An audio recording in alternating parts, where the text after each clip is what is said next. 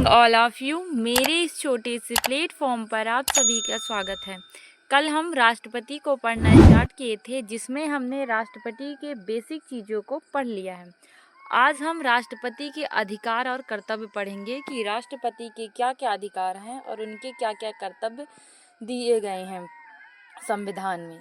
तो राष्ट्रपति के अधिकार और कर्तव्य में सबसे पहले तो मैं आपको ये बता दूं कि राष्ट्रपति को कई सारी शक्तियां प्राप्त होती हैं, जैसे कि नियुक्ति संबंधी शक्ति होती है, कार्यपालिका के संबंध में होती है, विधायिका के संबंध में होती है, वित्तीय संबंध में होती है, सैन्य संबंध में होती है, आपातकालीन संबंध में होती है, अध्यादेश के संबंध में होती है। कई सारे उसके अधिकार दिए गए और कई सारे कर्तव्य है। कर्तव्य यानी कि उसकी कुछ स्वाभिवेक शक्तियाँ हैं जो उसे निर्णय लेने पड़ते। जैसा कि कल हमने आपको बताया था कि राष्ट्रपति जो है तो अपनी मर्जी से कोई कार्य नहीं करता है, वह प्रधानमंत्री और मंत्रिपरिषद के अनुसार कार्य करता है। लेकिन कुछ कंडीशन ऐसे दिए गए हैं जिसमें राष्ट्रपति को स्वयं से निर्णय लेके कार्य करने पड़ते हैं, तो वो उसके कर्तव्य कहलाएंगे। तो चलिए अब हम स्टार्ट करते हैं। राष्ट्रपति के अधिकार और कर्तव्य।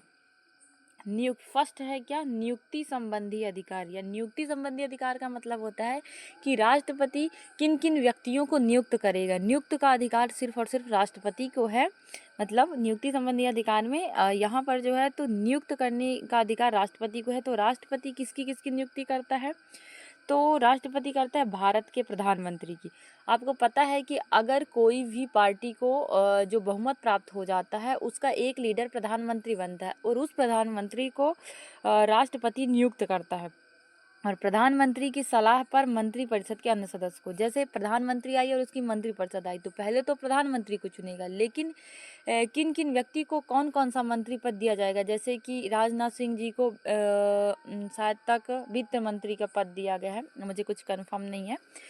तो जैसे कि आपका मैं बता दूं कि ये स्वास्थ्य मंत्री हो गए और संचार मंत्री हो गए। इन सभी जो मंत्रियों में किस व्यक्ति का नाम आएगा ये डिसाइड करता है प्रधानमंत्री। और जो प्रधानमंत्री है तो प्रधानमंत्री की सलाह पर ही मंत्रिपरिषद के अन्य सदस्यों को नियुक्त करेगा राष्ट्रपति। राष्ट्रपति अपनी मर्जी से वो मंत्रिपरिषद को नहीं चुन सकता है, वो प्रधानमंत्री की सलाह पर ही चुनेगा। और किसको चुनता है?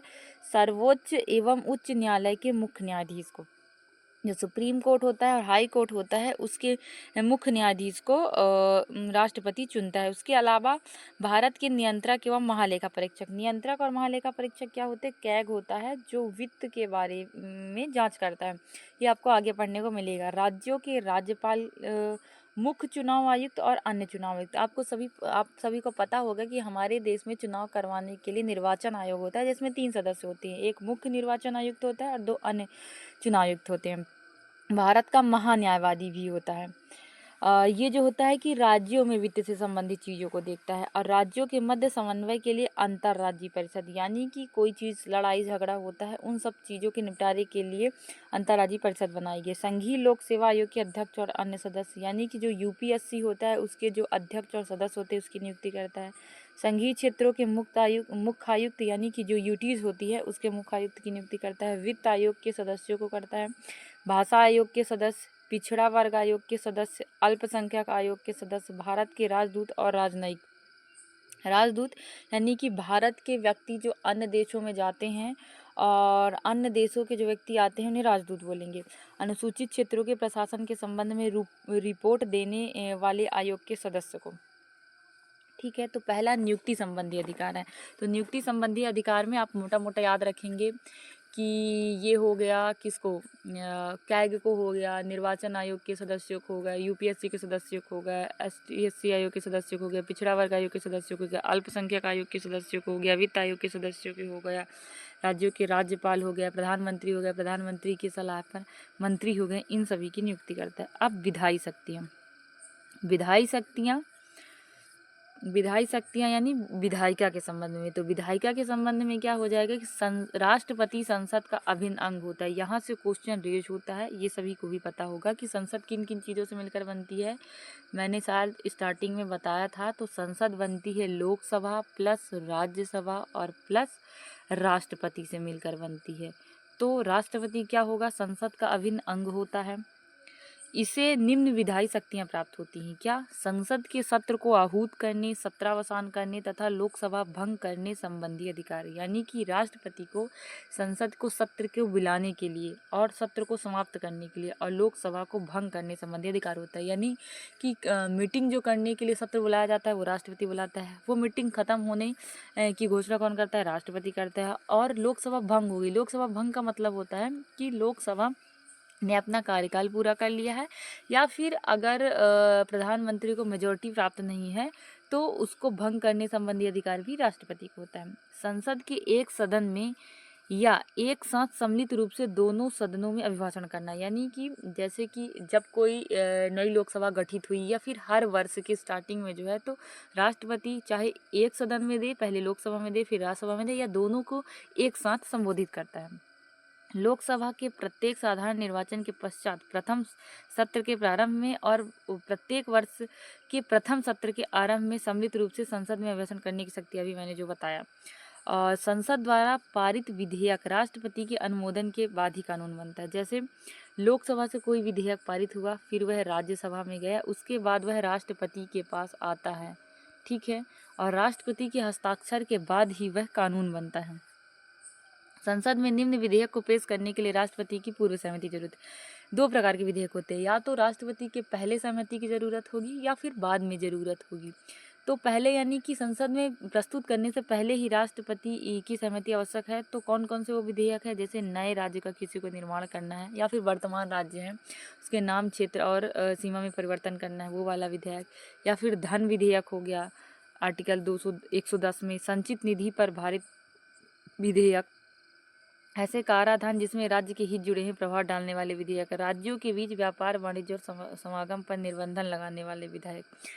यानी कि यदि किसी साधारण विधेयक पर ये इसको बाद में पढ़ते हैं। मतलब कहने का मतलब है कि राष्ट्रपति को के हस्ताक्षर के बाद ही कोई विधेयक कानून बनता है। लेकिन कुछ ऐसे विधेयक होते हैं जिनको राष्ट्रपति पहले सहमति देता है, फिर उसके बाद उपस्थित होता है। उन विधेयकों में आ गया, जैसे कोई राज्य है, अब ले लिए हम फॉर एग्जाम्पल मध्य प्रदेश है, तो मध्य प्रदेश के अलावा अगर कोई और राज्य का निर्माण करना है, मतलब उसको ही बांट कर, तो और मध्य प्रदेश का जैसे नाम, क्षेत्र और सीमा में परिवर्तन करना है, ये वाला विधेयक अगर पेश करना है तो राष्ट्रपति की पहले जरूरत होगी सहमति की। फिर धन विधेयक हो गया, जैसे संचित विधेयक। संचित विधेयक क्या होते हैं? जिनमें जैसे कि मुख्य निर्वाचन आयुक्त, कैग वगैरह के ये वेतन सम्मिलित होते हैं, जिन्हें संचित विधेयक बोलेंगे। और अगर व्यापार वाणिज्य से संबंधित कोई विधेयक है तो इसके लिए पहले ही सहमति जरूरत होगी, फिर उसके बाद संसद में पेश होगा। अब इसमें है कि यदि किसी साधारण विधेयक पर दोनों सदनों में कोई असहमति है तो उसे सुलझाने के लिए राष्ट्रपति दोनों सदनों की संयुक्त बैठक बुला सकता है। ये एक बात किस में कही गई है? तो आर्टिकल 108 में कही गई। देखिए, जैसे मैं मान लेती हूँ ये EWS के लिए कोई विधेयक, मतलब विधेयक तो बना ही है, लॉ आ गया है कि 10% जो आर्थिक रूप से कमज़ोर है उन्हें छूट मिलेगी। जैसे ये विधेयक आया, ठीक है, मैं आपको एग्जांपल के लिए समझा रही हूँ। ये विधेयक आया और इसमें लोकसभा तो मान गई, लेकिन राज्यसभा नहीं मानती है, तो यानी कि उनके बीच क्या हो जाती है? असहमति हो जाती है। अब इस असहमति को ख़त्म करने के लिए क्या कर सकता है राष्ट्रपति? दोनों सदनों की संयुक्त बैठक बुलाता है। जब संयुक्त बैठक बुलाएगा तो दोनों सदनों से मतलब आपसी जो मतभेद होंगे उनको सुलझा लेंगे और उसके बाद उस विधेयक पर निर्णय आ जाता है। तो अगर आपसे पूछ लेगा कि संयुक्त अधिवेशन कौन बुलाता है, तो राष्ट्रपति बुलाता है। और किस अनुच्छेद के तहत? तो अनुच्छेद जो है 108 के तहत, ठीक है। अब हम क्या पढ़ रहे हैं? अब हम संसद सदस्यों के मनोनयन का अधिकार। तीसरा राष्ट्रपति का दो अधिकार पढ़ ले, पहला तो नियुक्ति संबंधी, दूसरा विधायी संबंधी। अब संसद सदस्यों के मनोनयन का अधिकार, यानी कि मनोनयन का मतलब आपको मैंने बताया था कि दो प्रकार के सदस्य होते हैं, एक तो निर्वाचित, दूसरा मनोनयन। निर्वाचित में क्या होता है? उनके लिए चुनाव होता है। मनोनयन का मतलब होता है उनको चुन लिया जाता है। राष्ट्रपति को लोकसभा में आंग्ल भारतीय समुदाय के व्यक्तियों का प्रतिनिधित्व नहीं होने पर उसे समुदाय के दो व्यक्तियों को मनोनीत करने की शक्ति है। संविधान के अनुच्छेद 331 के तहत प्रदान की गई थी, जिसे 104वें संविधान संशोधन अधिनियम द्वारा समाप्त कर दिया गया है।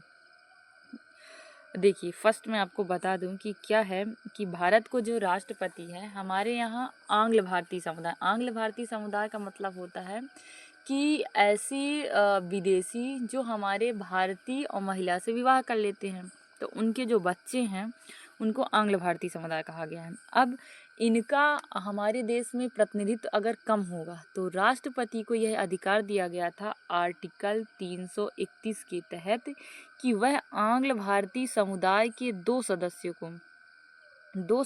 को जो है तो वह मनोनीत कर सकता है। ठीक है, ये उन्हें अधिकार दिया गया था।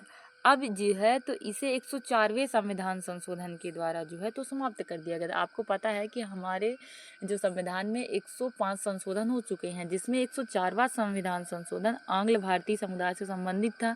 वो जो 2 सीटें दी जा रही थी उसको ख़त्म कर दिया गया है। इसके अलावा जो ST SC को आरक्षण दिया गया था वो 10 वर्ष के लिए बढ़ा दिया गया है। इसके अलावा जो है तो राष्ट्रपति जो है वो कला में, साहित्य में, पत्रकारिता में, विज्ञान में और सामाजिक कार्यों में पर्याप्त अनुभव और दक्षता रखने वाले 12 व्यक्तियों को राज्यसभा में नामजद कर सकता है। नामजद यानी मनोनीत कर सकता है। यानी कि पहला तो आंग्ल भारतीय समुदाय के 2 सदस्यों का था, वो तो खत्म हो चुका है, लेकिन राज्यसभा में यह 12 सदस्यों को मनोनीत करेगा। और ये 12 सदस्य किस किस क्षेत्र में महारत हासिल करना चाहिए इन सदस्यों को? कला, साहित्य, विज्ञान, समाज सेवा और पत्रकारिता। क्वेश्चन यहाँ से बनता है कि राष्ट्रपति राज्यसभा में कितने सदस्यों को मनोनीत करता है? तो 12 सदस्यों को। और किन किन क्षेत्र में इनको पर्याप्त अनुभव होता है? तो कला, साहित्य, समाज सेवा, पत्रकारिता और विज्ञान। इसको आप याद रखना। और ये किस अनुच्छेद के तहत? आर्टिकल 83 के तहत।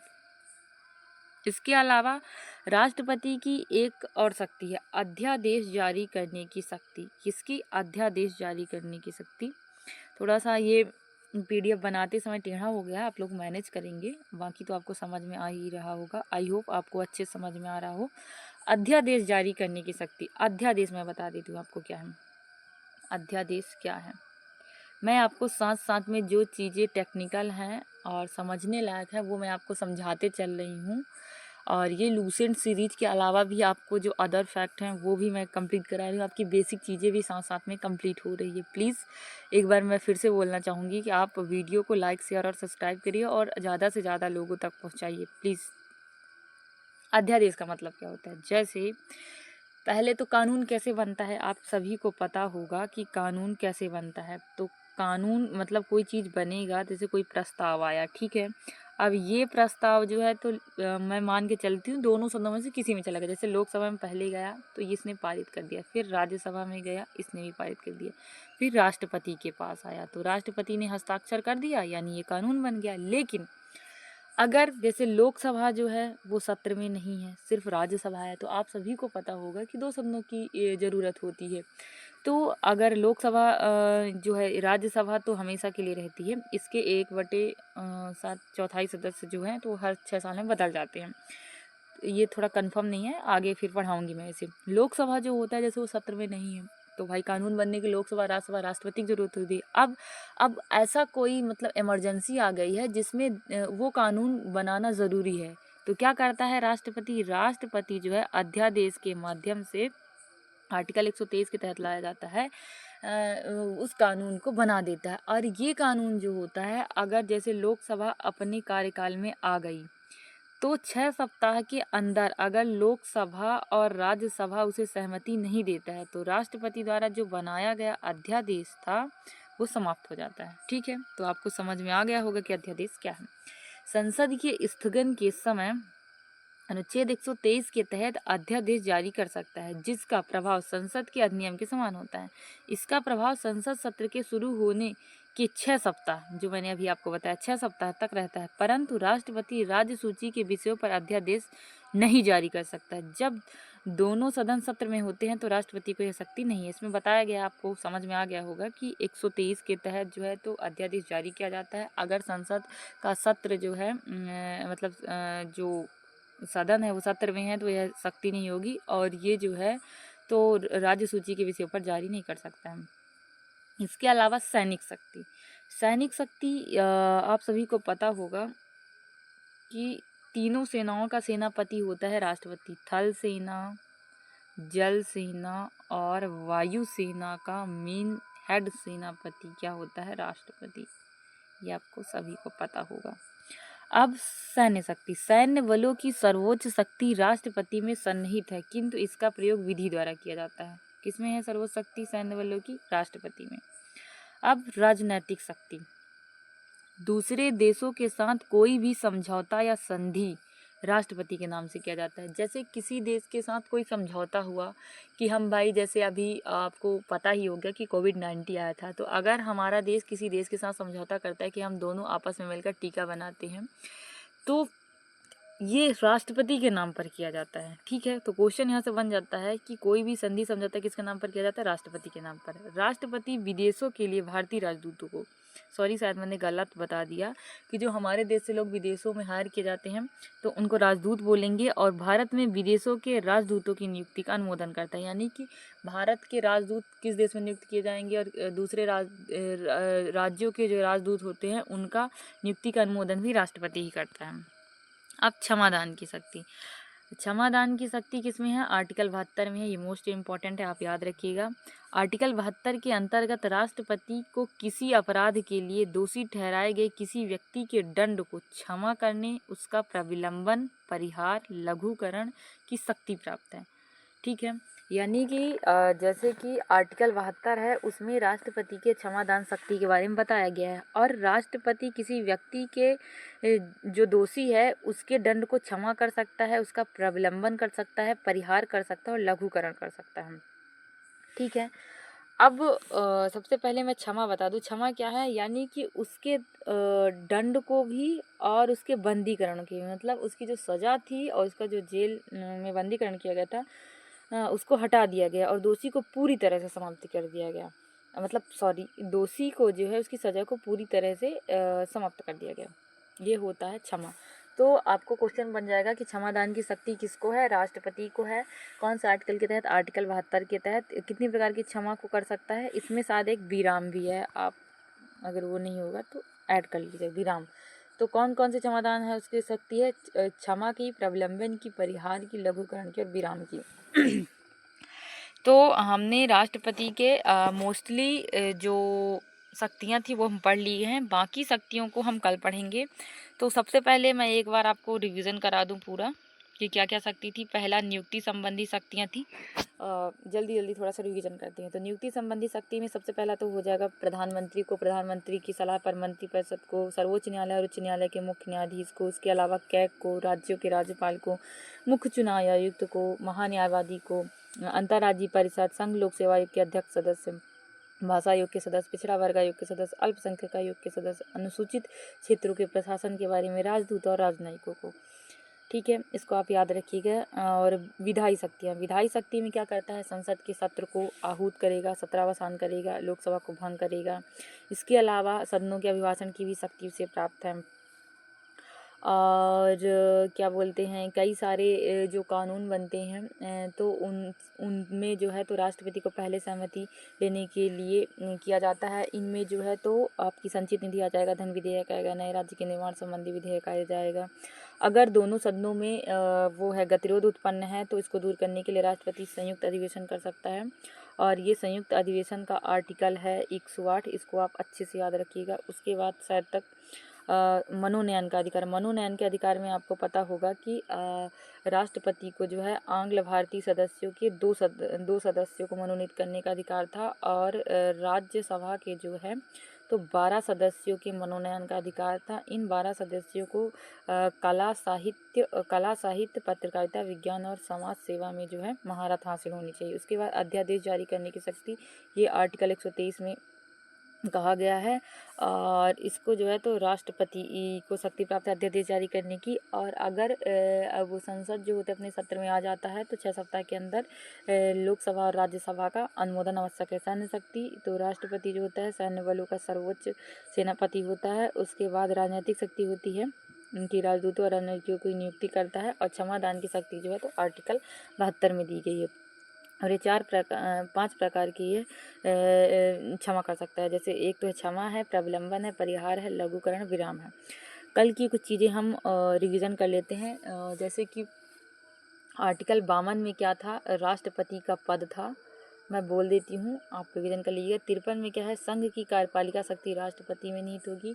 54 में जो है तो निर्वाचक मंडल था। अब निर्वाचक मंडल में आपका क्या आ जाएगा, तो उसमें लोकसभा के सदस्य, राज्यसभा के सदस्य और राज्यों की विधानसभाओं के सदस्य, ये सभी निर्वाचित सदस्य होने चाहिए। इसके अलावा दिल्ली और पुदुचेरी विधानसभा के भी निर्वाचित सदस्य शामिल होते हैं।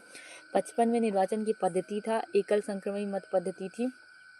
56 में पदावधि था, 5 साल था। और 57 में पुनर्निर्वाचन है, इसको भी आप याद रखिएगा, जितनी बार चाहे निर्वाचित हो सकता है। 58 में उसकी योग्यता है, योग्यता क्या होनी चाहिए कि भाई वह भारत का नागरिक हो, 35 वर्ष की आयु पूरी कर चुका है, लाभ के पद पर ना हो और लोकसभा का सदस्य चुने जाने की योग्यता रखता हो। उसके अलावा हो गया 59 में शपथ है, तो शपथ यह भारत के मुख्य न्यायाधीश के समक्ष लेता है, और अगर भारत में मुख्य न्यायाधीश नहीं है सर्वोच्च न्यायालय का, तो वह वरिष्ठ न्यायाधीश के सामने लेगा। और शपथ हो गया। इसके अलावा जो है तो अगर राष्ट्रपति को वह अपना त्यागपत्र दे सकता है, अगर मतलब उपराष्ट्रपति को, राष्ट्रपति अगर नहीं है तो उसके कार्य को उपराष्ट्रपति करेगा, उपराष्ट्रपति नहीं है तो सुप्रीम कोर्ट का जज करेगा, सुप्रीम कोर्ट का जज नहीं है तो वरिष्ठ न्यायाधीश करेगा। इसके अलावा हमने महाभियोग पढ़ा था आर्टिकल 61 के तहत। क्या है, महाभियोग है, तो आपको हमने बताया था कि महाभियोग के लिए जो है तो संसद के 1/4 सदस्य अगर हस्ताक्षर करेंगे तभी हम राष्ट्रपति के विरुद्ध महाभियोग ला सकते हैं। इससे भी ज़्यादा ज़रूरी है कि वह राष्ट्रपति को जो है तो 14 दिन पहले सूचना देनी पड़ती है, और जिस सदन में महाभियोग आया है उसमें 2/3 बहुमत से पारित होना चाहिए। उसके अलावा दूसरे सदन में जाँच के लिए जाता है, वहाँ भी अगर 2/3 बहुमत से पारित हो जाता है तो राष्ट्रपति को क्या है कि उन्हें पद त्याग करना पड़ता है। तो आज हमने भी 2 आर्टिकल और देखे, तो कौन कौन से आर्टिकल मोस्ट इम्पोर्टेंट देखे आज, तो आर्टिकल 72 देखा, क्षमादान की शक्ति, इसको आप याद रखिएगा। और 123 जो है तो अध्यादेश की शक्ति, क्या है, अध्यादेश की शक्ति, इन दोनों याद रखिएगा, ठीक है। आई होप कि आप सभी को पसंद आया होगा। Thank you so much. जय हिंद, जय भारत। और प्लीज़ वीडियो अच्छी लगी हो तो लाइक, शेयर और सब्सक्राइब करिएगा।